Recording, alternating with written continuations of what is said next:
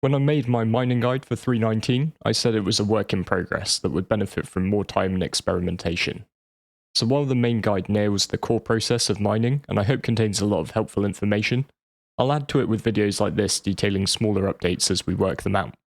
So if a new spicy mole build that will crack the biggest rocks with ease sounds good to you, then grab a cup of tea while I roll the intro, and then let's get into it.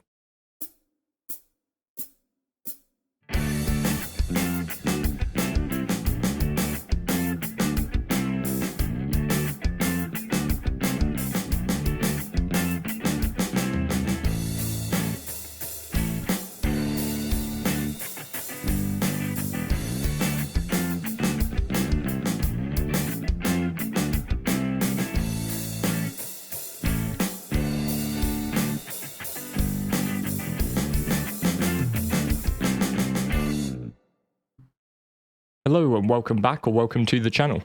I'm Loudguns, and today we're looking at a small update to the mining guide that could make a big difference. At the time we made the guide, we were still very much investigating the best options for builds, and while I'm still happy with using the Klein laser primarily for solo in both the Prospector and the Mole, when you have a multi-crew I think you should be checking out this new build, the Jolly Green Giant Killer. And just before I get into it, a big tip of the hat to Wyrmskull and everybody at Frontier who have been trying out various options to arrive at this. If you want to come and join us in testing, or to get a bit more experience of what the multiplayer aspects of the game have to offer, then you'll find the link to our Discord in the video description down below. So the build is highly focused on giving you as much green zone to work with as possible. For our lasers, we're going to be using Hofstede 2s in every one of the Mole's 3 slots. The Hofstedes will boost green zone by 20% each. We don't go with the Arbors, despite their 40% increase to green zone, because of the pickup in resistance that they also come with. Meanwhile, we also skip over the Klein in this build because of the Hofstede's lower impact on instability, and the additional module slot that it offers.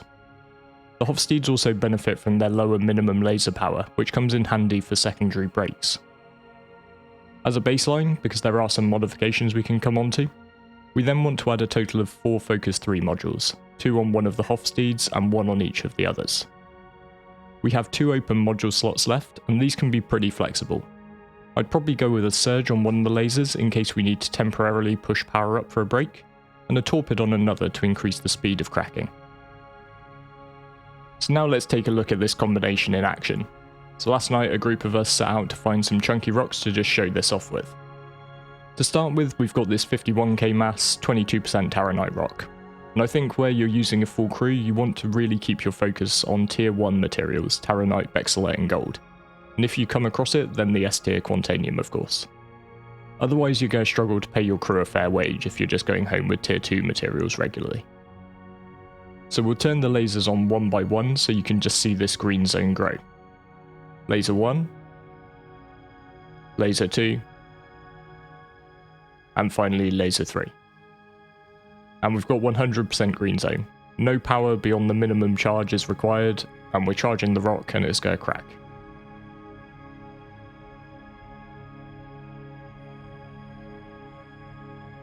Now what you can do is each work to crack the individual sub-pieces, which the Hofstede laser is kind of perfect for.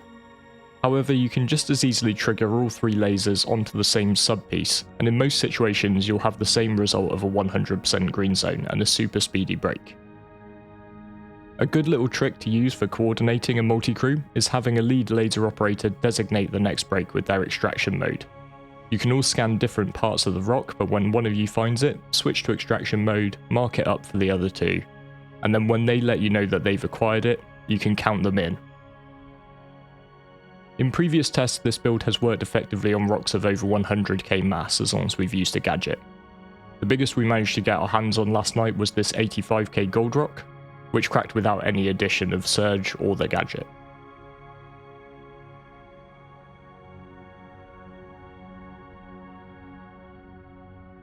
Some particularly dense shards might require a little bit of power to get into the green zone, but you can speed things up once you hit it by dropping a Torpid module as soon as you're in there, and that will just greatly increase the speed at which you reach the top of the green zone and the rock breaks.